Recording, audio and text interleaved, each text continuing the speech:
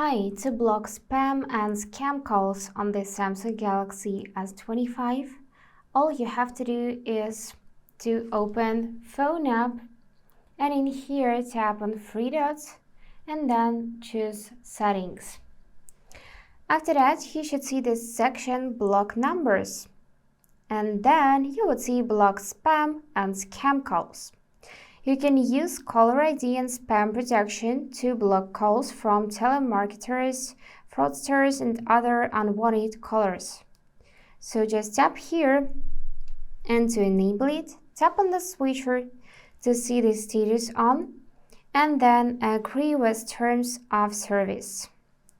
So it uses Hire to identify spam callers as well as other callers who aren't in your contacts.